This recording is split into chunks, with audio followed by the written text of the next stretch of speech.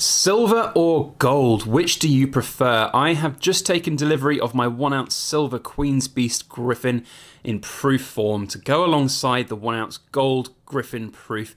They're both stunning, but there's just something really special about silver and the way that it exemplifies designs on coins. But then at the same time, gold is just so wonderful, and the allure of that gorgeous colour just leaps off the coin. So which do you prefer? Let's talk about that in this overview of the Queen's Beast Griffin proof in silver and gold.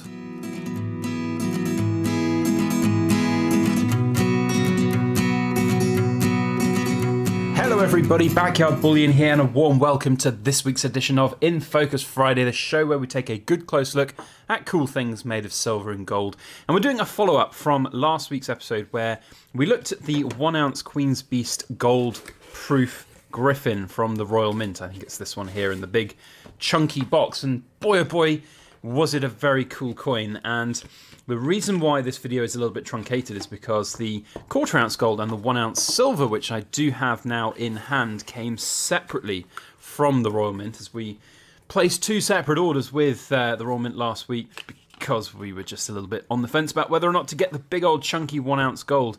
So I wanted to show all three of these. These are the kind of most common ones within that issuing, and showcase especially the difference between the silver version and the gold versions. The silver version is a wonderful example of the design of the Queen's Beast Griffin proof coins, and of course sitting at I think it was it like £90 or something for the coin, rather than of course £600 for the 1/4 ounce gold or £2,300 for the 1 ounce gold.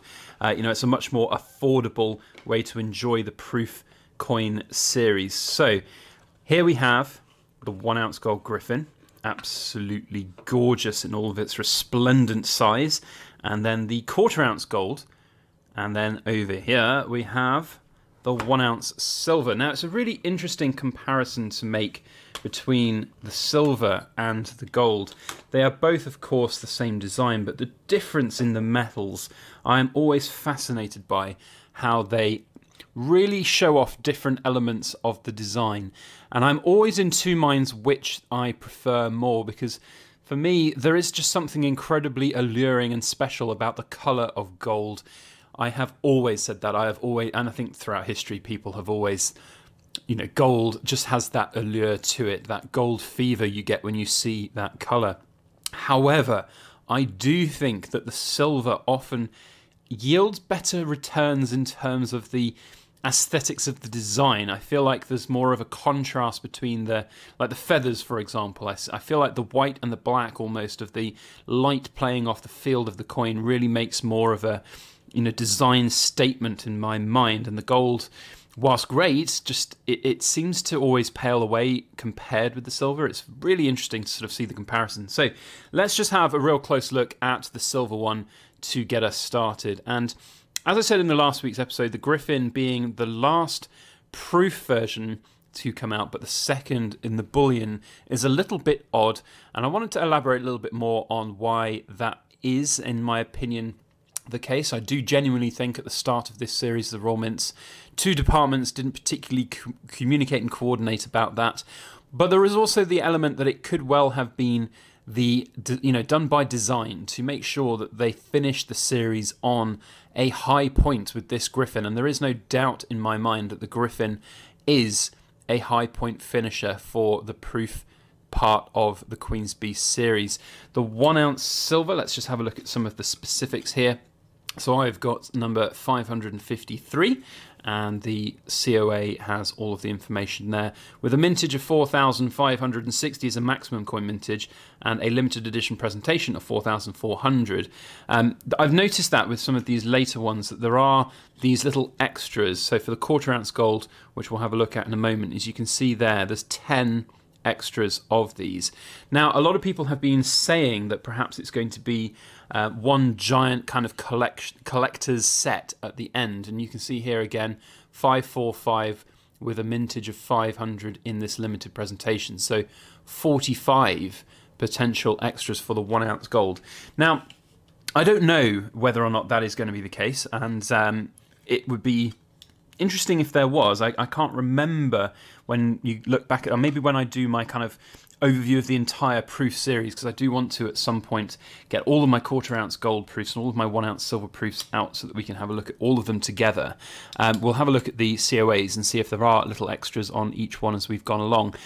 It would be interesting to see if there is a collector's edition version of those coming out, because of course the earlier editions of these proofs are quite hard to come by now. Certainly in the 1 ounce gold, I am by no means going to go back and backdate all of these 1 ounce golds, and it would make sense for the Royal Mint almost to be sort of investing in their own products, so to speak, from the beginning, and releasing out this collector's edition side.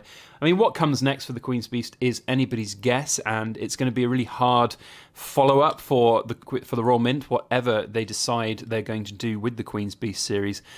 So we'll see. The other thing that a lot of people have thought it might be for is the Trial of the Picts. And the Trial of the Picts is a really fascinating part of British kind of precious metal coin production. And the Trial of the Picts, in summary, I might well do a full video on this at some point, but the Trial of the Picts, in summary, is basically the Royal Mint on trial for its quality and purity of coinage, and that it extends to all of its proof coins as well. So as much as coin aficionados out there might hate it, there will be some spares of these Queen's Beast Griffins made that will end up in literally the bare hands of coin aficionados and experts from assay officers and other people who are invited to join in, and they will examine and look at the coins up close. They won't be caring about the quality in terms of holding and handling. They will be testing, they will be looking at it as close as possible, smudging, and then the Royal Mint actually ends up selling a lot of those. Now, there were some coins put up for sale on the Royal Mint's website recently, earlier this week, that were Trial of the Picts coins. It's a really fascinating process, and maybe we'll do it a little bit more justice with a bit more of an in-depth video and history on it at some point. But for now, we can only just speculate what these additional mintages are going to be all about for these particular coins. I am intrigued to see what might come. I think that the Royal Mint, whether you agree or not, are kind of within their own rights to try and extend the Queen's Beast run in terms of not necessarily additional coins. That would be a very interesting decision indeed, but in terms of like extending the amount that they can milk it and sell it, if that's really a phrase, and you can hardly blame them. It has been by far and away the most successful coin series that the Royal Mint has released in the last 20 years. It really has. I mean, I've only been stacking sort of 5 or so years, but it has most certainly been that quintessential series, I think, that will be the flagship for a long time, and whether or not it will be surpassed by subsequent series is anybody's guess. And how the Royal Mint handles, I think, potentially going forwards with another Queen's Beast series is going to be, I think, the making or breaking of the Royal Mint, in my opinion. So there's a lot, I think, at stake going forwards for these. But for me, having the 1 ounce gold, as I said last week, as a kind of crown jewel in the collection is really nice, and I'm really happy to have that. Really happy, though, just generally with the 1/4 ounce gold and 1 ounce silver. They are wonderful extra additions to complete my set, and I have no doubt that within the next couple of weeks we will do a full overview of our collection of the 1/4 ounce gold and 1 ounce silver proofs, because they'll look good all together. Let me tell you, they are going to look gorgeous all lined up in a row. So, if you want to see that, hit the subscribe button. Otherwise, a big thank you to everybody for watching. If you've enjoyed this video, you know what to do. Hit that thumbs up button and share this around on your social media. Otherwise, we have some announcements to make.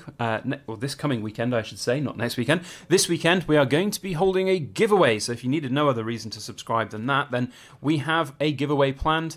I'm about to go and finish up the prize. It's in mid-production as we speak. If you want to find out more about that, then make sure you join us on Sunday, and we'll be doing all of the unveiling, entries, and all of that jazz. So we'll see you then. Otherwise, have a fantastic weekend ahead. See you on the next video. As always, please make sure that you like, share, comment, and subscribe for more.